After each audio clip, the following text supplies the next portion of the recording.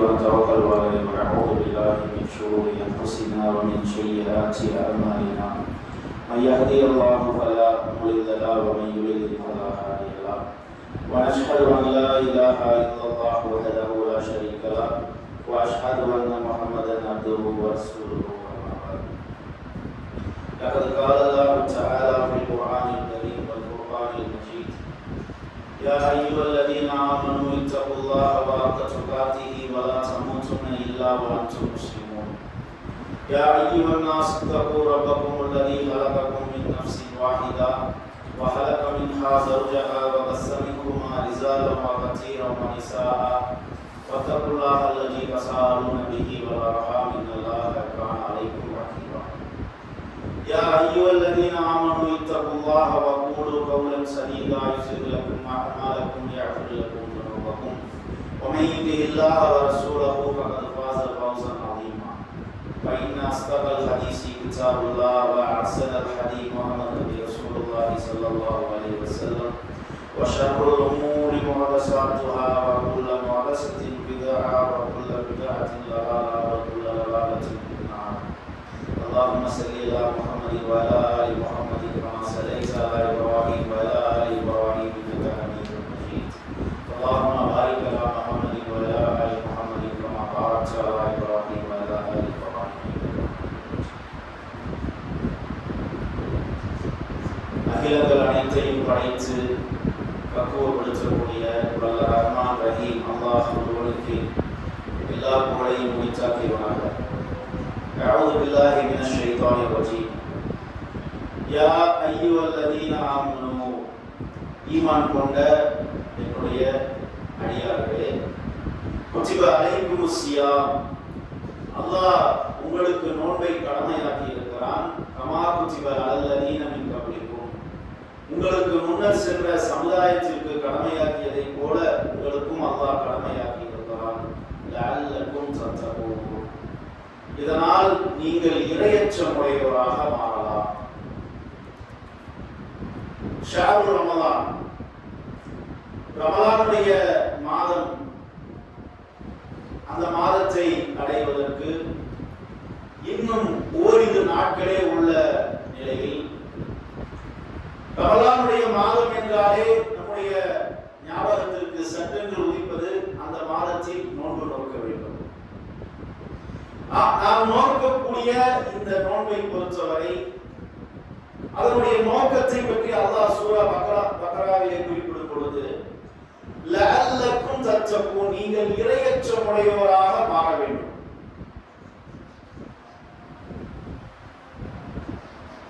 அப்போ இந்த சௌம் என்று சொல்லக்கூடிய இந்த நோன்பு ஒரு முஸ்லிம் ஒரு வருடத்தில் அவன் நோன்பு நோற்பதற்கு அல்லாஹ் தேர்ந்தெடுத்த ஒரு மாதம் ரமலானுடைய மாதம். இந்த ரமலானுடைய மாதத்தை தவிர வேறு எந்த மாதத்திலும் நோன்பு ஃபர்து கட்டாயம் கிடையாது. இந்த ரமலானுடைய மாதத்தில் நோன்பு நோற்பது என்பது அந்த மாதத்தை அடையவிருக்கக்கூடிய முஸ்லிம் இந்த உம்மத்திற்கு அது ஒரு பெரிய ஒரு கிஃப்ட் அல்லாஹ்விடமிருந்து வந்தது. பொதுவாக ரமலான் மாதம் என்றாலே அது வருவதற்கு இன்னும் ஓரிரு நாட்கள் இருக்கிறது என்று சொல்வதை விட ஒரு மாதத்திற்கு முன்பாகவே, குறைந்தது 15 நாட்களுக்கு முன்பாகவே நாம் தயாராகி விடுவோம். வீட்டிலே பெண்கள் வீட்டை சுத்தம் செய்வார்கள், புதிதாக வெள்ளை அடிப்பார்கள், பழைய பொருட்களை எல்லாம் அப்புறப்படுத்துவார்கள். இன்னும் சொல்ல போனால் சில பேர் பார்த்தீங்கன்னா அதுவும் குறிப்பா இந்த 2-3 நாட்கள்ல ஃபுல்லா பர்ச்சேசிங். இந்த ரமலானுடைய மாதம் வருது, சஹருடைய உணவு, இஃப்தாருடைய உணவு ப்ரிப்பேர் பண்ணுவதற்காக அதற்குரிய சாதனங்கள், உணவு பொருட்கள், தின்பண்டங்கள், குளிர்பானங்களை எல்லாம் வாங்கி வந்து, மளிகை சாமான்களை வாங்கி வந்து வீட்டிலே முன்னாடி ஸ்டாக் வைப்பது. இன்னும் சில பேர் பார்த்தா ரமலானுக்கு முன்னாடியே போய் குழந்தைகளோட போய் புதிதாக ஆடை எடுத்துட்டு வந்துட்டாங்க. என்னப்பா ஏன் முன்னாடி எடுக்கிறீங்கன்னு கேட்டா, ரமலான்ல எல்லாம் ரொம்ப ரஷ்ஷா இருக்கும், கடைக்குள்ள போகவே முடியாது, அதெல்லாம் இபாதத்து செய்ய வேண்டிய நேரம், அந்த நேரத்துல போய் கடையில போய் இருக்கிறதா, இப்படி தயாராகக்கூடிய ஒரு நாள். அப்ப இந்த ரமலானுக்கு தயாராகுதல் என்றால் என்ன, எப்படி இந்த ரமலானை வரவேற்க வேண்டும்? நம்முடைய வீட்டு விருந்தாளி வருகிறார், ஒரு நண்பர் வருகிறார், ஒரு உறவினர் வருகிறார், நமக்கு பிடித்தமான ஒரு மனிதர் வருகிறார் என்றால் நாம் அந்த வீட்டை எப்படி தயார்படுத்துவோம், எப்படி சுத்தப்படுத்துவோம்? இந்த மாநிலத்துடைய முதலமைச்சர் நாளைக்கு என்னுடைய வீட்டுக்கு சாப்பிட வர்றேன்னு சொல்லி எனக்கு வாக்குறுதி கொடுத்துட்டாரு. வீட்டை எப்படி சுத்தம் பண்ணுவோம்? வீட்டை ஃபுல்லா வெள்ளை அடிப்போம், வீட்டை உள்ள சுத்தம் செய்வது மாத்திரம் இல்லாமல் வாசலை சுத்தம் பண்ணுவோம். அது மாத்திரம் இல்ல, முதலமைச்சர் மாதிரி ஒருத்தர் நம்ம வீட்டுக்கு விருந்து சாப்பிட வர்றாருன்னா போதும், அரசு அதிகாரிகள், எம்எல்ஏக்கள், எம்பிக்கள், கட்சி தொண்டர்கள் எல்லாம் வந்து குழுவி விடுவார்கள். அந்த தெருவே சுத்தமாகிவிடும். அவர் வரக்கூடிய பாதையை சுத்தப்படுத்துவார்கள். அப்போ இந்த உலகத்தில் ஒரு முக்கியமான பிரபுவர் நம்முடைய வீட்டிற்கு விருந்தாளியாக வருகிறார் என்றால் அவ்வளவு தயார்படுத்துகிறோம். அப்ப இந்த ரமலானுடைய மாதம் என்பது நம்முடைய உள்ளத்தை சுத்தப்படுத்துவதற்கு அல்லாஹ் நமக்கு தந்திருக்கக்கூடிய ஒரு மாதம். ஒரு உண்மையான மூமின் என்றால் ரமலானுடைய மாதம் வந்துவிட்டது, இன்னும் 2 நாட்கள் உள்ளது, எப்போது பிறை தென்படும் என்ற எண்ணம் வந்தால் அவனுடைய உள்ளத்தில் ஒரு பூரிப்பு உருவாகும், ஒரு இறை அச்சம் உருவாகும். ஒரு உண்மையான மூமின் என்றார். அப்போ ரமலானை இறையற்றத்தோடு எப்படி வரவேற்பது? இவ்வளவு நன்மைகளை அள்ளித்தரக்கூடிய ஒரு மாதம். அல்லாஹ் அவங்களுக்கு ஒரு அருட்கொடையாக ஒரு வருடத்தில் ஒரு மாதத்தை ஆக்கி இருக்கிறார் என்றால் அது இந்த ரமலானுடைய மாதம். ரமலான் மாதத்தை எப்படி இறையற்றத்தோடு வரவேற்பது? இஸ்லாமிய மார்க்கம் ரொம்ப எளிமையான ஒரு விஷயத்தை சொல்லித் தந்தது. அல்லாஹ்வுடைய தூதர் சொன்னார்கள், ஒருவர் ஒரு நன்மையை செய்ய வேண்டும் என்று உள்ளத்தில் நியத்து வைத்தால், நான் இந்த ஜும்மா முடிந்ததுக்கு அப்புறம் ஒரு 4 ரக்காத்து சுன்னத்து தொழுகிறோம்னு சொல்லி இப்ப நினைக்கிறேன், அல்லது நீங்க நினைக்கிறீங்க, நினைத்தால் அல்லாஹ் ஒரு மலக்கை அனுப்பி உடனே ஒரு நன்மையை பதிவு செய்வார். ஒரு முஸ்லிம் ஒரு நன்மையை செய்ய வேண்டும் என்று எண்ணி நியத்து வைத்தால் ஒரு மலக்கு அதற்குண்டான நன்மையை உடனே பதிவு செய்து விடுவார் என்றால், ரமலானுடைய மாதம் வருகிறது, அதை எப்படி வரவேற்பது என்ற எண்ணம் நம்முடைய உள்ளத்தில் தோன்றினால் முதலில் நாம் நியத்து வைக்க வேண்டிய ஒரு விடயம், இந்த மாதத்தில் எப்படி நன்மைகளை செய்வது, என்னென்ன நல்ல அமல்களை செய்வது. இந்த மாதத்தில் இரவெல்லாம் என்று வணங்க வேண்டும், ஒரு நாள் கூட இரவு தொழுகையை நான் மிஸ் பண்ணக்கூடாது. இந்த மாதத்தில் குறைந்தபட்சம் 3 முறையாவது அல்லது 1 முறையாவது குர்ஆனை ஓதி முடிக்க வேண்டும், அல்லது ஒரு முறையாவது குர்ஆன் தர்ஜுமாவை ஓதி முடிக்க வேண்டும். இந்த மாதத்தில் அதிகமான தான தர்மங்களை செய்ய வேண்டும், அல்லது இந்த மாதத்தில் இறுதி 10 நாட்களில் இஹ்திகாஃப் இருந்து அல்லாஹ்வை திக்ர் செய்து கொண்டே, தொழுது கொண்டே, குர்ஆன் ஓதிக்கொண்டே என்னுடைய நேரத்தை கழிக்க வேண்டும், அதிகமான இஸ்திக்பார் செய்ய வேண்டும், பாவ மன்னிப்பு தேட வேண்டும். இப்படியெல்லாம் நாம் எண்ணிக்கொண்டே இருந்தால் இந்த உள்ளம் பரிசுத்தமாகும். நீங்கள் எண்ணுவதற்கெல்லாம் அல்லாஹ் நன்மையை பதிவு செய்வார். அதுல 3 டைம் குர்ஆனை ஓதி முடிக்கணும்னு நினைச்சியா நன்மை பதிவு. ஒரு நாள் கூட இரவு தொழுகையை மிஸ் பண்ணாம தொழுகணும்னு நினைச்சியா நன்மை பதிவு. பகலிலும் இரவிலும் 12 ரக்காத்துகள் நஃபிலான தொழுகை தொழுவேன் என்று உறுதி பூண்டாயா நன்மை பதிவு. இப்படி நம்முடைய உள்ளத்தை நாம் பரிசுத்தப்படுத்த வேண்டும். செய்தான் வச்சுருவானா, இன்னும் 2 நாள் இருக்கு, கரெக்டா இப்ப சனிக்கிழமை இரவு பிறை தென்பட்டது என்றால் சக்குடைய நாளாக இருக்குது. அல்லாஹ் செய்தானை எல்லாம் குளிச்சு விலங்கு மாட்டி அடைத்து விடுவான். அப்ப செய்தானுக்கு இன்னும் 2 நாள் இருக்கு. செய்தான் வச்சுருவானா? அப்போ பெருமாள் அல்லாஹ்வுடைய தூதர் அவர்கள் சொன்னார்கள், மறுமை நாள் நெருங்கும் பொழுது ஃபித்னாக்கள் இந்த சமூகத்தில் அதிகரிக்கும். சூரத்துல் ஃபித்னா அல்-குலூபி கல் ஹஸீரி ஹுதன் ஹுதா. இந்த அளவுக்கு என்றால் இந்த பாயுடைய பண்கள், பாய்க்கு நடுவில் எப்படி குச்சியை சொல்லி வைத்திருக்கிறோமோ அதை போல ஒன்றன் பின் ஒன்றாக ஃபித்னாக்கள் தொடர்ந்து வந்து கொண்டே இருக்கும். கடல் அலையை போல இந்த சமூகத்திற்கு ஃபித்னா வரும். காலையில் ஒருவன் முஸ்லிமாக இருப்பான், மாலையில் காபிராக மாறிவிடுவான். மாலையில் முஸ்லிமாக இருப்பவன் காலையில் காபிராக மாறிவிடுவான். அல்லாஹ்வுடைய தூதர் சொன்னார்கள், ஒரு முஸ்லிமை திட்டுவது பாவமாகும், அவனை கொலை செய்வது குஃப்ராகும். நாளேடுகளை எடுத்து படிச்சு பாருங்க. செய்தித்தாள்கள், சமூக வலைதளங்கள், தொலைக்காட்சி செய்தி ஊடகங்களை எடுத்து பார்த்தா முஸ்லிம் நாடுகளுடைய செய்தி, இந்த பாகிஸ்தான், ஈரான், சிரியா போன்ற நாடுகளை எடுத்தால் முஸ்லிம்களை கொலை செய்கிறார். ஏதாவது ஒரு சொல்லி யாராவது மறைமுகமாக பின்புலத்தில் தூண்டப்பட்டு முஸ்லிம்களை கொலை செய்திருக்கிறார். பெருமானார் சொன்னார்கள், காலையில் முஸ்லிமாக இருப்பான், மாலையில் காபிராக மாறிவிடுவான். மாலையில் முஸ்லிமாக இருப்பான், காலையில் காபிராக மாறிவிடுவான். அது போராது என்பதற்கு நம்முடைய கைகளிலே வைத்திருக்கக்கூடிய செல்போன்கள், இந்த ஆண்ட்ராய்டு போனில் உள்ள சமூக ஊடகங்கள், வாட்ஸ்அப்புகள், இன்ஸ்டாகிராம்கள், யூடியூப்கள், பேஸ்புக்கை நான் இந்த ரமலானில் முடிந்தவரை தவிர்ப்பேன் என்று நினைத்தாலே பெரும் ஃபித்னாவிலிருந்து நாமெல்லாம் பாதுகாக்கப்படும். அத்துணை ஃபித்னாக்களையும் ஒவ்வொரு நாளும் காலையில் எழுந்து அந்த செல்போனை எடுத்து நேர போறது பேஸ்புக், நேர போறது இன்ஸ்டாகிராம், யார் யாரை பற்றி போட்டிருக்கா, அது பேஸ்புக்ல என்ன செய்தி வருது, பயனுள்ள செய்திகள் வருதா, ஒரு 1% பயனுள்ள செய்தி இருக்குமா? 99% பேஸ்புக்ல பயனற்ற செய்திகள் தான் வருது. இன்ஸ்டாகிராம்ல பயனற்ற செய்திகள் தான் வருது. நீங்கள் பேஸ்புக், வாட்ஸ்அப், இன்ஸ்டாகிராம், யூடியூப் பயன்படுத்தினால் ஒரு பயானை கேட்பதாக இருந்தால் கூட ஒரு பாவத்தை செய்யாமல் இருக்க முடியாது. இடையில சொல்லுகிறான் ஒரு விளம்பரத்தை, ஒரு பெண் ஆடையோட வந்து நிற்கிறார், உடனே கண்ணை மூட முடியுமா? செகண்ட்ல கண்ணை மூட முடியுமா? ஸ்கிப் பண்ண முடியுமா? ஸ்கிப் பண்ணுவதாக இருந்தால் கூட 5 செகண்ட் நீங்க அதை பார்த்தாலும், ஒரு யூடியூப்ல பயான் கேட்பதாக இருந்தால் கூட இன்னைக்கு ஒரு பாவத்தை செய்யாமல் கேட்க முடியாது. இந்த சூழல் அவ்வளவு ஃபித்னா கடல் அலையை போல இந்த சமூகத்தில் எப்படி இந்த ரமலானை எதிர்கொள்ள போகிறோம்? இந்த ரமலானை எப்படி உள்ளத்தை பரிசுத்தப்படுத்த போகிறோம்? இந்த ரமலானை இறையச்சத்தோடு எப்படி வரவேற்க போகிறோம்? நன்மையை அதிகரிப்பது எப்படி?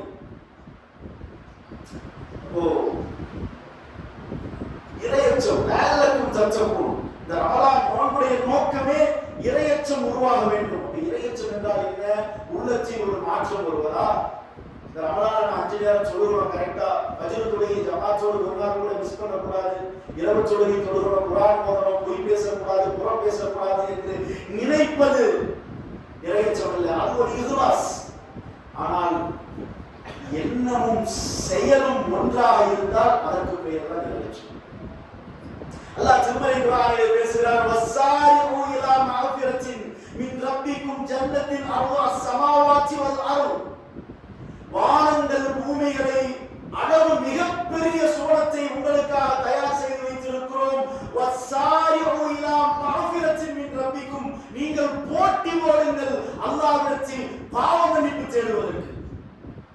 ரமலானை எதிர்கொள்வது, ரமலானை இறையச்சத்தோடு வரவேற்பது எப்படி என்றால், இந்த 2 நாள் உள்ளத்தை தயார்படுத்துங்க, அதிகமான பாவ மன்னிப்பு தேடுங்கள், அல்லாஹ்விடத்தில் அழுது அழுது வந்தாடுங்கள். யா அல்லாஹ், இந்த ரமலானை இறையச்சத்தோடு நான் கழிக்க வேண்டும், நல்லவர்களை செய்ய வேண்டும், கடந்த ஆண்டை போல நான் வீணடிக்க கூடாது, பாவத்திலே மூழ்கிவிடக் கூடாது என்று அழுது அழுது இந்த 2 நாள் ஒவ்வொரு கடமையான தொழுகைக்கு பிறகு, ஒவ்வொரு கடமையான தொழுகையின் சஜிதாவிலும் இந்த 2 நாள் மெனக்கெட்டு நீங்கள் தஹஜ்ஜுடைய நேரத்தில் ஒரு அரை மணி நேரம் ஒதுக்கி ரமலானுக்காக துஆ செய்யுங்கள். இந்த ரமலானில் பரிபூரணமாக நன்மையை நான் அடைய வேண்டும் என்று அழுது மன்றாடுங்கள், அவரிடத்திலே பாவ மன்னிப்பு தேடுங்கள்.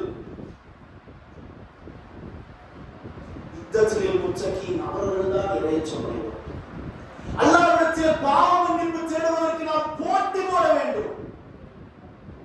அது ஒரு கண் குளிர்ச்சி. எப்படி தொழுகை ஒரு கண் குளிர்ச்சியோ, நோன்பு ஒரு கண் குளிர்ச்சியோ, அல்லாஹ்விடத்திலே துஆ செய்வது ஒரு கண் குளிர்ச்சியோ, அவனை திக்ர் செய்வது கண் குளிர்ச்சியோ, அதை போல இஸ்திக்பார் செய்வது ஒரு இன்பம் இருக்கு.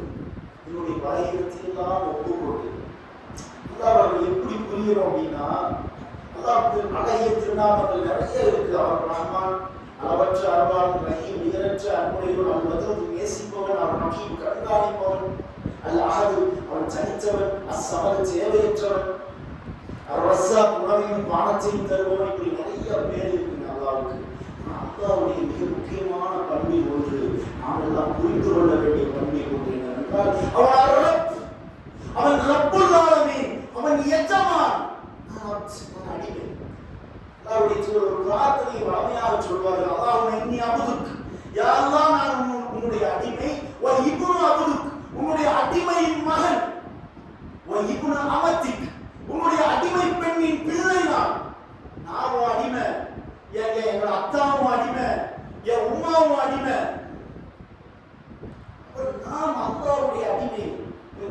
முறையை பத்தி நமக்கெல்லாம் தெரியல.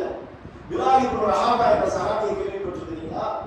அவர் ஒருவரிடம் அடிமையாக இருந்தார், உமையா பின் கலஃப். அவன் என்ன பண்ணுவான் அப்படின்னா, இந்த இஸ்லாமிய மார்க்கத்தை ஏற்ற காரணத்திற்காக மக்காவுடைய வீதிகளில் கடும் சுடும் பாறை வனத்தில் தரதரவென்று அவரை இழுத்து செல்வான்.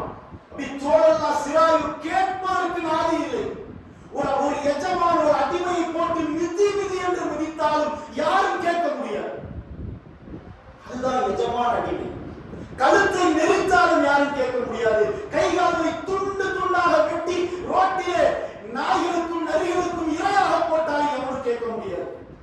அதுதான் அடிமை எஜமான். ஆனால் என்னுடைய எஜமான் எப்படி? இந்த அடிமை என்னுடைய எஜமான் எப்படி வைத்திருக்கிறார்? நான் விரும்பினாலும் விரும்பாவிட்டாலும், நான் தொழுதாலும் தொழவில்லை என்றாலும் எனக்குண்டான உணவை தந்து விடுகிறான், எனக்குண்டான பாடத்தை தந்து விடுகிறான், எனக்கு ஒரு இருப்பிடத்தை தந்து விட்டான், எனக்கு ஆடைகளை தந்து விட்டான்.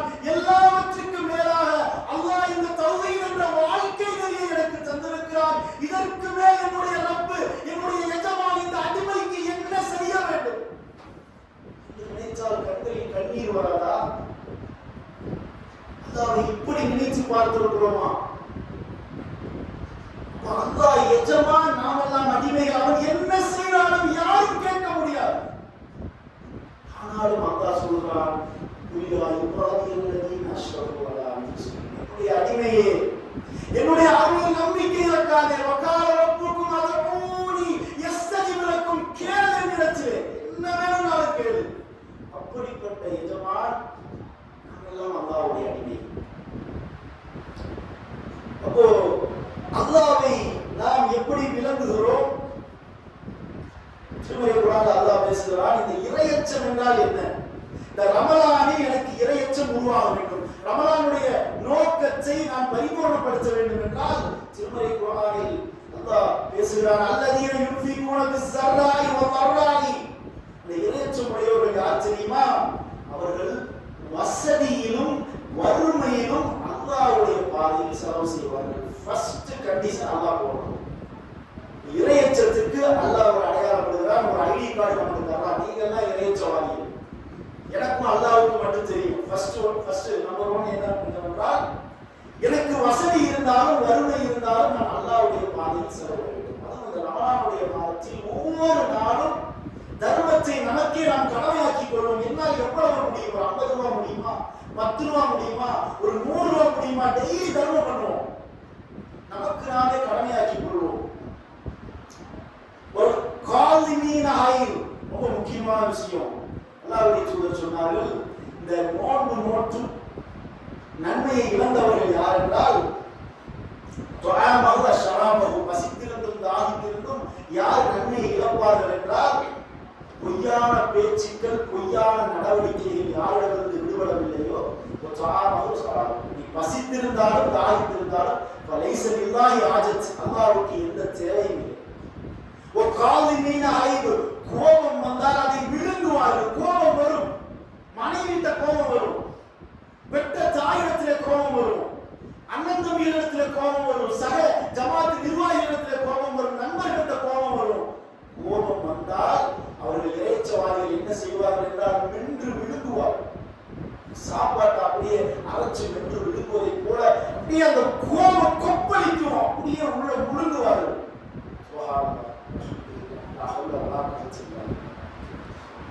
கோபத்தை விழுங்குவார்கள் அவர்கள் இறைச்சவாதிகள். ரமலானில் இந்த மாதத்தை நமக்கு வர வேண்டிய மிக முக்கியமான தயார்படுத்துகிறதெல்லாம் ப்ரிப்பேர் பண்ணுங்க. எப்படி ஒரு முக்கியமான பிரபுதர், ஒரு முதலமைச்சர் நம்முடைய வீட்டிற்கு விருந்துக்கு வருவதாக இருந்தால் எப்படி வீட்டை சுத்தப்படுத்தி, அந்த தெருவை சுத்தப்படுத்தி, வாசலை சுத்தப்படுத்தி ப்ரிப்பரேஷன் பண்றோமோ, அந்த மாதிரி ஒரு 2 நாள் இருக்கிற ரமலான் ஒருவருக்கு ப்ரிப்பரேஷன் பண்ணுங்க. தான தர்மத்தை அதிகரிக்க வேண்டும், என்னுடைய கோபத்தை நான் அடக்கிக் கொள்ள வேண்டும்.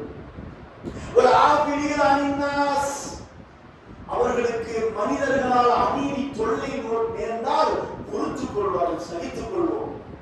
மனுஷன் தான் தொந்தரவு பண்ணுவான், நமக்கு அநீதி இழைப்பான், நம்மை பற்றி புறம் பேசுவான், நம்மை பற்றி அவதூறு பேசுவான், நம்முடைய பொருளாதாரத்தை ஏமாற்றுவான். பொறுத்துக் கொள்வோம், பொறுமையாக இருப்போம், மன்னித்து விடுவோம். அவர்களை எல்லாம் முடிந்தவரை மன்னித்து விடுவோம். அவர்கள் இறைச்சவாதிகளுக்கான 3வது அடையாளம், வலமு அன்புசகும், அவர்கள்தான் இறையச்சவாதிகள். அவர்கள் ஒரு பாவத்தை முக்கியமான பண்புங்க. ரமலானுடைய மாதம் வருவதற்கு முன்னால் நாமெல்லாம் இறையச்சவாதிகளாக மாற வேண்டும் என்றால் நாம் தெரிந்து கொள்ள வேண்டிய, கடைபிடிக்க வேண்டிய மிக முக்கியமான ஒரு 4வது பண்பாக அல்லாஹ் குர்ஆனில் சொல்கிறார். அவர்கள் ஒரு பாவத்தை, மானக்கேடான காரியத்தை, அசிங்கமான ஒரு காரியத்தை தங்களுக்கு தாங்களே அவர்கள் அநீதி வைத்துக் கொண்டால் உடனே அல்லாஹ்விடம் பக்கம் திரும்பி அவனிடத்தில் இஸ்திக்ஃபார் செய்வார்கள். இறையச்சவாதிகள் சொல்றான். நீ பாவம் செய்வ, நீ மானக்கேடான ஒழுக்கக்கேடான காரியத்தை நீ செய்யத்தான் போற. நீ செய்தால் அந்த மூமின்கள் எப்படி இருப்பார்கள் என்றால் உடனே அல்லாஹ்விடத்திலே பாவ மன்னிப்பு கேட்பார்கள், அவரிடத்திலே திரும்புவார்கள். மிக முக்கியமான 4வது ஒன்று. நாம் இறையச்சவாதிகளாக மாறுகின்ற 2 நாட்கள் உள்ளத்தை சுத்தப்படுத்துவோம், கழுவுவோம். உள்ளத்தை நம்முடைய இஸ்திக்ஃபாரால் பாவ மன்னிப்பால் கழுவுவோம். என்னென்ன பாவத்தை செஞ்சோம்? பொய் பேசணுமா, இவரை பத்தி அவரை பத்தி புறம் பேசணுமா, எல்லாத்தையும் சிந்தித்து பார்த்து எவ்வளவு தொழுகையை விட்டோம், எவ்வளவு நல்ல அமல்களை நாம் இழந்தோம். அதெல்லாம் நினைச்சு பார்த்து, யா அல்லாஹ் இதை மன்னிச்சு, அதை மன்னிச்சு, அல்லாஹ் மஃபிலி தம்பி குல்லஹு வதிக்கஹு வலிஜஹு அவ்வலஹு ஆஹிரஹு வலா நியத்தஹு வஸிரஹு. நான் ஆரம்பத்தில் செய்வது, இறுதியாக செய்வது, வெளிப்படையாக செய்வது, பகிரங்கமாக செய்வது, உள்ளத்தில் நினைத்தது அனைத்தையும் மன்னிச்சு விடு. அல்லாஹ்விடத்தில் கேட்போம். அப்போ இந்த தக்வா, இறையச்சம் என்றால் அல்லாஹ்வுடைய தூதர் அவர்கள் சொல்லும் பொழுது உள்ளத்திலும் செயல்பாட்டிலும் ஒரு மாற்றம் வருவது இறையச்சம். ஒவ்வொரு பாவத்தையும் நினைத்து வந்து அவனிடத்தில் மன்னிப்பு கேட்டு ரிப்பண்ட் பண்ணுவோம். அல்லாஹ்விடத்தில் யாருக்காவது மனிதர்கள் விஷயத்தில் அநீதி இழைத்தால் அதை சரி செய்வோம், அவர்களிடத்திலே மன்னிப்பு கேட்போம். ரமலான் வருவதற்கு முன்பால் உங்களை புண்படுத்தும்படியாக பேசி கொள்ளலாம் பெற்ற தாய் கொண்டு போய் கேளுங்க. எல்லாரும் எவ்வளவு புண்படும்படி நம்முடைய தாய் தந்தையை பேசி இருப்போம். அப்பா அம்மாட போய் உங்களை பொருளாக நான் புண்படுத்தி பேசியிருக்கிறேன், மன்னிச்சிருக்கேன். மனைவிட்ட பேசியிருப்போம், நம்முடைய பிள்ளைகிட்ட பேசியிருப்போம், நண்பர்கிட்ட பேசியிருப்போம். அதற்கு ஏனால் ஈமான் இருப்பவர்களுக்கு ஈகோ ஒரு நாளும் வராது.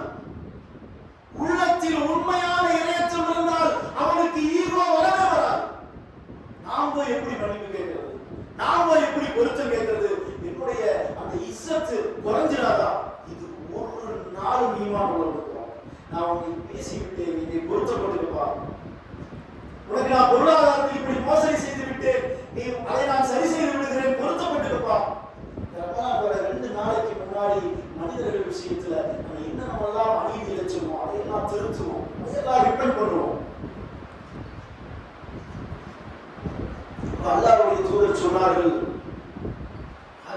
நம்மெல்லாம் நாம் செய்த அநீதிக்கு மன்னிப்பு கேட்பதற்கு நமக்கெல்லாம் ஒரு தயக்கம் இருக்கும். ஆனா அந்த அல்லாஹ்கள் பக்தும் சொல்லி ஒரு புத்தகம் இருக்கு, அதனுடைய கடைசி பக்கத்துல ஒரு ஹதீஸை போட்டிருப்பான். அல்லாஹ்வுடைய தூதருடைய மரண தருவாய்க்கு ஒரு சில நாட்களுக்கு முன்பு பெருமானார் சொல்றாங்க, நான் யாருக்காவது அநீதி இழைத்திருந்தால், யாரையாவது அடித்திருந்தால் தன்னுடைய மேலாடையை கழித்து மேல் சட்டையை கலட்டி விட்டு சொன்னார்கள், இதோ என்னுடைய முதுகு வந்து அடித்துக் கொள்ளுங்கள்.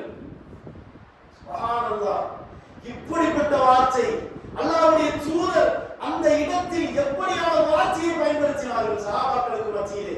தன்னுடைய முதுகை சட்டையை கலட்டி சொன்னாங்க, சும்மா பேச்சுக்கு சொல்லல, உண்மையான வார்த்தை.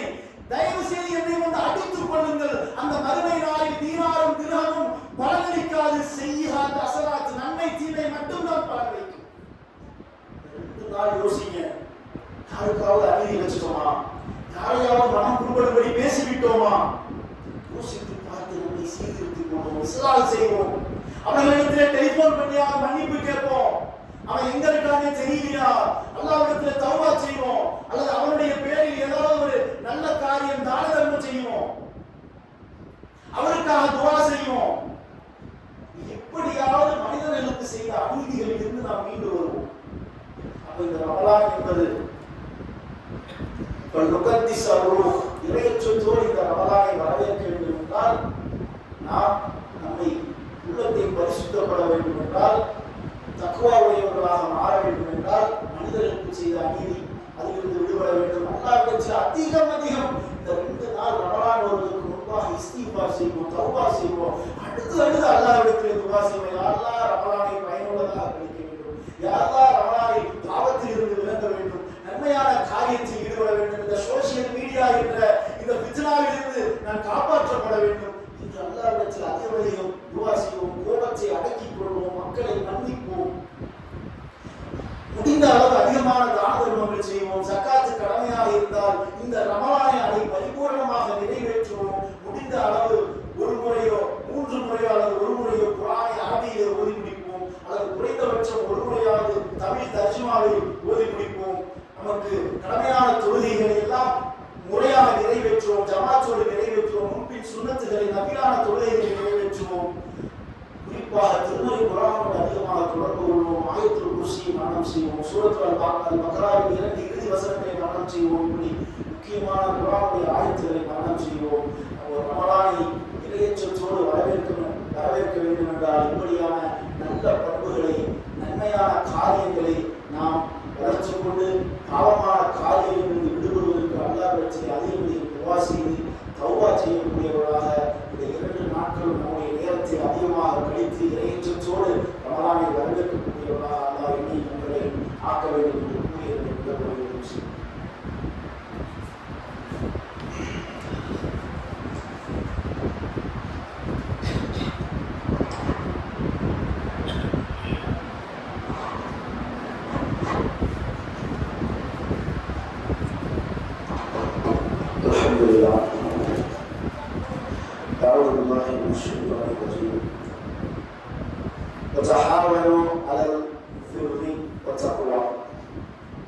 திருமறை குர்ஆனிலே சூரா பக்ராவிலே அல்லாஹ் உபதேசம் செய்கிறான்.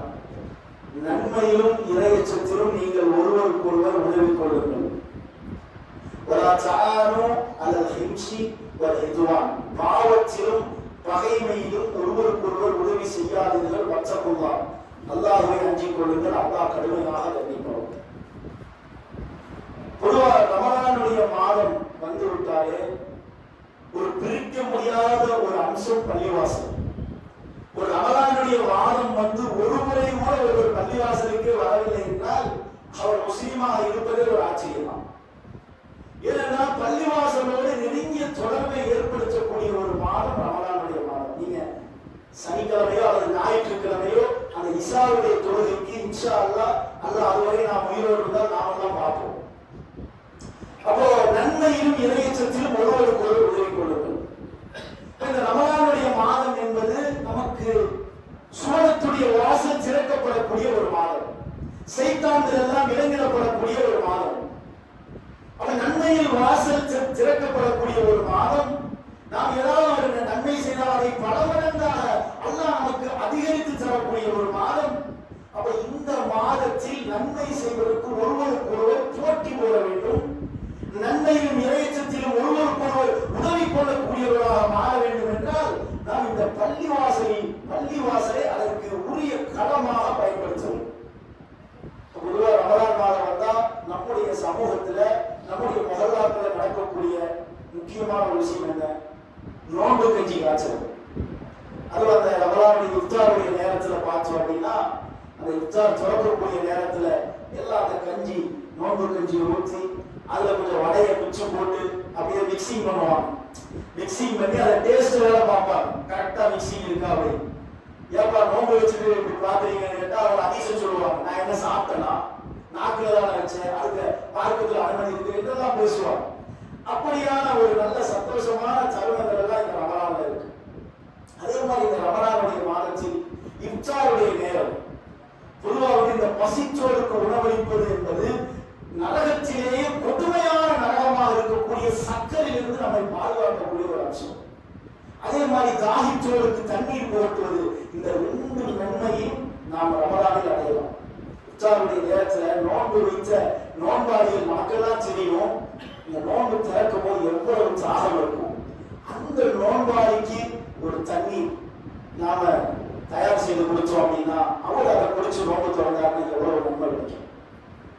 அந்த உணவை அவருக்காக தயார் செய்து கொடுத்து அல்லாஹும்ம பாரிக் லஹும் ஃபீமா ரஸக்தஹும் வஃகிர் லஹும் என்று நூற்றுக்கணக்கான கைகள் நமக்காக உயர்ந்து யா அல்லாஹ் உணவளித்தவருக்கு நீ அருள் புரிவாயே என்று பிரார்த்தனை செய்தால் அது எவ்வளவு பெரிய தரஜா, எவ்வளவு பெரிய நன்மை ரமலானில் நமக்கு பெற்றுத் தரும்.